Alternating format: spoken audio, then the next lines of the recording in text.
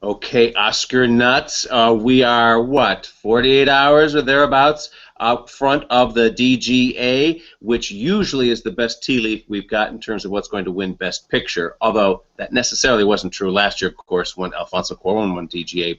But Paul, let me come to you first with these stats. How does the overlap work? Oh, it's kind of staggering just how well they do predicting. I mean, it's I think only in terms of the best director, I think it's 7 times in 66 years that whoever won DGA didn't go on to win the Oscar, and I think they've got a pretty parallel rate at foreseeing, because we always think director and picture are tied together at the Oscars, and so not surprisingly, they're pretty good at predicting what's going to win Best Picture. But you know, this preferential ballot at the Oscars has really shaken things up, and I think we've seen that in the last couple of years at DGA, haven't we? Where Affleck wins the DGA, he's not even nominated for directing at the Oscars, but his picture Argo wins Best Picture. Last year, Alfonso Cuarón wins at the DGA and the Oscars for Gravity, but Best Picture goes to 12 years. So I'm not sure what we're going to see this year. I mean, we might be all scrambling to change our Oscar predictions on Sunday morning if DGA doesn't go according to plan. Right now, the overwhelming sentiment at Gold Derby is that Richard Linklater will win for his 12-year commitment to Boyhood. But I don't know, Daniel, I mean, couldn't Inarritu win for Birdman at DGA? It seems like such a directorial achievement.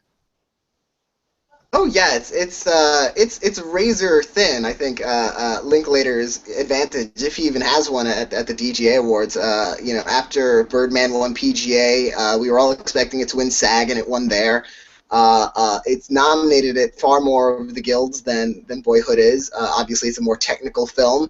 You know, so it seems like, you know, we could see, after all those critical raves and the press and the Golden Globes and Critics' Choice gave all their love to Boyhood, we could see the industry now say, no, Birdman is our movie. And if Iñárritu wins DGA, I think it's game over, and it's probably going to be a Birdman night at the Oscars. But if Linklater wins, and I'm currently predicting a Linklater win, just sort of holding on to that for now, I'm going to stick with probably Boyhood at the Oscars. Chris, where do you stand in all this? I stand in quicksand. I don't know. I've got Linklater like everybody else, and I have him for 2 or 3 reasons. But if at the beginning of this season, I really thought that if voters went 2 different ways in terms of directing and writing, that they would think of Birdman as more of a directing accomplishment, and Boyhood is more of a writing accomplishment, at least from the idea standpoint. And the Globes, for one, showed that was exactly opposite of what I was thinking. So I will say this, in a razor-thin category, like Daniel referred to it, just the simple fact that Richard Linklater has been able to campaign and be there in the Southern California area this entire award season, while Alejandro has been off shooting a movie, I think that could be the difference.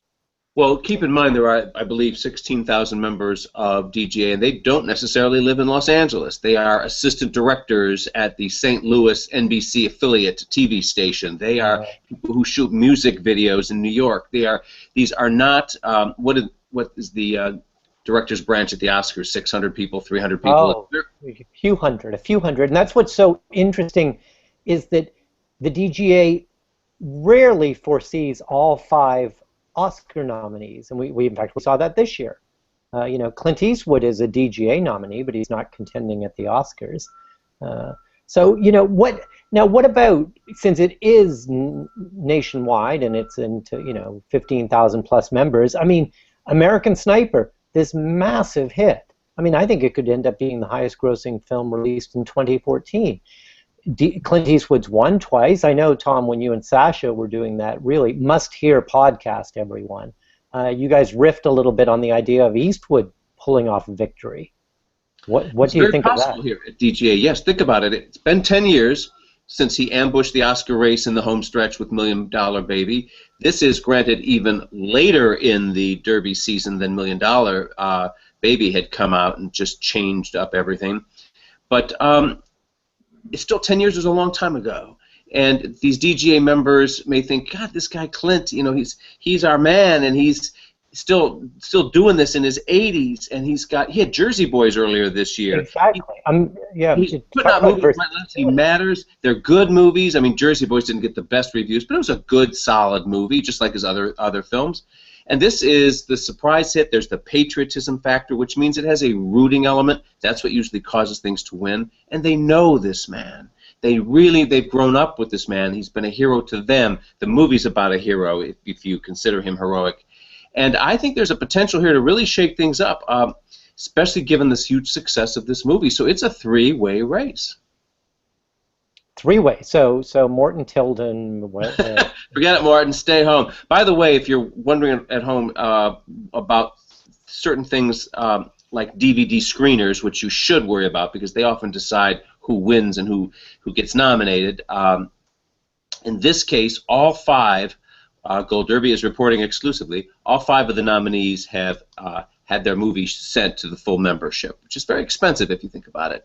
If the movie is not yet in general release, the studio has to do what's called a watermark DVD, which can be very expensive. It can be up to $12 to $15 per disc. Multiply that out toward 16,000 members, and then they have to be sent special delivery, FedEx, UPS. So it's a staggering sum. And many of these filmmakers did it for SAG, too, which is more than 150,000 members. So this is why Oscar campaigns cost upwards of $10 million. But it's a three-way race, absolutely. So I'm curious, guys. Okay, so I think we're all saying Linklater at this point, so late Saturday night. Oh, and what's fascinating about the DGA, unlike a lot of, I don't know any other award ceremony that does this, every single one of those people nominated gets to make an acceptance speech, don't they, Tom? I mean, they get presented. It's really confusing about attending there in person, because, and I warned Zach Laws, who's covering it for us this year, because it's the first time he's going to be there. All of the nominees are called to the podium and given some, big thing that looks like an award, and all of a sudden you're going, wait a minute, what is, Morton. Morton doing? Yeah, and you just have to. If you're watching this streamed online in some form, be prepared. I love watching our forums every year. There will be people that haven't followed this year after year like we do, and it's the battle of silver versus gold. They all get that silver that looks like the award, but the gold one is the one that we're looking for to see who won when we're looking for those photos backstage. And we'll have forums members that go, Morton Tilden just won the DGA. Look, I found a photo. And we're all like, no, he did not win the DGA. That's coming up in a couple of hours. Well, say, does Linklater get a silver one and then an hour or two later has to give it back for the gold one? I mean, how does that, or does he just put the silver one up on eBay? That's a good question. I don't remember. I've been there to see it. And I mean, those presentations out over the whole evening. They're not like all done right before the final award. They're scattered out over the whole night. And they've got some, real powerhouses coming. I mean, I saw Steven Spielberg's going to be presenting, Barbra Streisand's going to be presenting. I can't remember. There was a whole list. I mean, it was really quite impressive because, of course, at Gold Derby we're also predicting some of the directing on the TV side too. So it's not just feature film. But I'm curious, so if we're all saying Linklater at this point, I think we're all saying Boyhood for Best Picture. So Sunday morning, it turns out that it was Inarritu that won DGA. So Daniel and all of us, are you going to be switching to Birdman for Best Picture? Yeah. If Inarritu wins Best Director at DGA Awards, I'm switching to Birdman. Not even the next morning. I'm switching that night. And Tom and Chris? Chris, you first. I agree. I've got Boyhood winning and Linklater winning at the Oscars. So if that changes at the DGA Saturday night, I don't care what BAFTA does on Sunday. I'm going to switch. Yeah, me too. And what propels that is Memory of the King's Speech, of course, which would have followed the same trajectory, which was a movie came before it, The Social Network, that swept all the Critics Awards and the Golden Globe, and then the minute the Guild Awards started being doled out, everything changed, and the King's Speech started marching through it this way.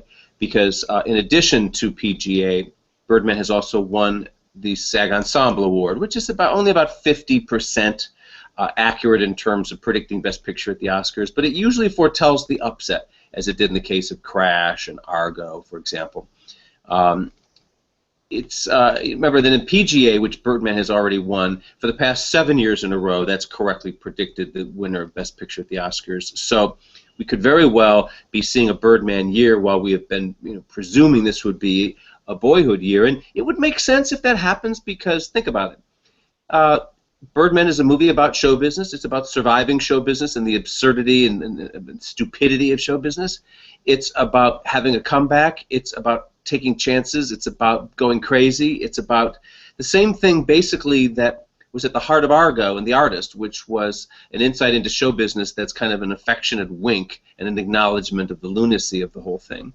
Shakespeare in Love, of course, was about show business. Shakespeare in that case, of course, but still, that element is what many pundits believe propelled it to its upset over Saving Private Ryan. So if this little Hollywood bit, or in this case Broadway bit, what happens in Birdman is true, then that's a big factor, and it will deserve to have won because it's a film of enormous accomplishment, great daring, and this is what Paul what you were saying a minute ago, which is on the screen is the directorial achievement of Birdman when these voters get their screener at home and watch that film, but behind the scene, in the concept and the execution of Boyhood is where the accomplishment is there, although what's on the screen is pretty good too. So what gets preference here in terms of how they're thinking when they vote? Well, it's interesting because I'm a geek when it comes to the preferential ballot, and I got caught out last year by going with Gravity, thinking, well, that more than 12 years would be a second choice for people that hadn't ranked either Gravity or 12 years first, and that's sort of how the preferential ballot works. So you winnow it down from 8 down to probably 2 or 3, and so a lot of you win by getting a lot of second place votes. You don't need just first place votes. And Birdman is divisive. I mean, it is a film that people embrace and are passionate about, but it's also a film that I think a lot of people just don't get. And while the Producers Guild uses the same preferential ballot as the Academy, so that sort of check, okay, that's good for Birdman. I am mindful of, at the Ace Eddie Awards, that it couldn't win Best Editing. And now it's not nominated at the Oscars, and we always used to talk about that as a tea leaf. But it's just interesting that the editors didn't embrace it. They went with Grand Budapest Hotel. So I'm not sure, does it have that broad swath of support that across the branches that it's going to need to at least be ranked second or third on ballots ahead of Boyhood? And, right, and that editing nomination is usually essential at the Oscars to win Best Picture, right? You have to go back to Ordinary People before a film won Best Picture without being nominated for editing, and Birdman is absent from that lineup. Yeah, I didn't think it was going to be nominated for editing anyway because I felt like it was the least. It was so creatively done and such long establishing shots that I just thought it was the least edited movie of the year, which scares editors. But of course, it was one of the greatest edited movies of the year because it obviously wasn't filmed in one long shot. They were delicate cuts to put that mosaic together. Right, and that's what was interesting is that the small editing branch at the Academy went with 5 others, but because the Eddies have, like the Golden Globes, divide between dramas and then comedies and musicals, there was room to nominate it. It was just, but like I said, they didn't need to go with it. And I'm very mindful, though, Tom, of something that a really top-notch Oscar consultant told you a few years back, which is and it's obvious when I say it, but that everyone wants to be on the winning team. And so if the perception is from PGA and SAG, and if Inarritu wins at DGA, I guess Birdman suddenly is the winning team, isn't it? Yes, and that's what's key is the calendar. This Friday, February 6th, Oscar voting begins. February 7th, Saturday night, is PGA. Sunday is BAFTA, and we'll talk about that in a separate slugfest here. And those are right on top of each other, right at the start of Oscar voting. So if suddenly we see a new bandwagon take off, it could suddenly put a quick stop to this Boyhood bandwagon. And again, just to reference these really wonderful podcasts you've been doing with some of our experts, I recall what you and Pete Hammond were talking about when Pete said, and he couldn't believe he was hearing it from an Oscar voter, but that I think it might have been a couple of days. It was either right before nomination ballots were due, or maybe it was afterwards. But that some Oscar voter was saying to him about Boyhood, "Oh yeah, I've just watched that." They didn't see it when it was in the cinemas last summer. They didn't watch the screening. I heard a lot of that too, actually. Yeah. But of course, last year, as you and I both know, we saw lots of evidence of it directly from the voters. They didn't even watch 12 Years a Slave and still voted for it. Well, right. So again, but that goes back to, I mean, PGA didn't help us last year because it was a tie. SAG went to American Hustle. And so I am going to tease our BAFTA discussion because BAFTA's had a pretty good batting average at foreseeing the Best Picture winner as well. And they went with 12 Years a Slave last year. If only I had listened to those British, I would have been right. Like the rest of you. About this year, especially on this big Best Picture race, maybe not 3 of the acting races, but definitely this race. Groups that are generally right and all agree with each other, everything from Critics' Choice to Globes on the drama side to DGA, PGA, BAFTA, they're not all agreeing here. So a couple of these groups are going to be wrong this year, and even like the editing nomination at the Oscars, we just don't know which groups are right and which groups are wrong.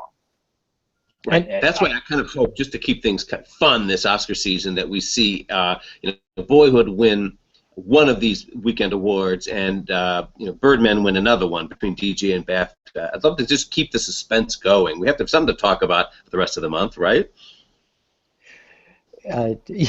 Indeed.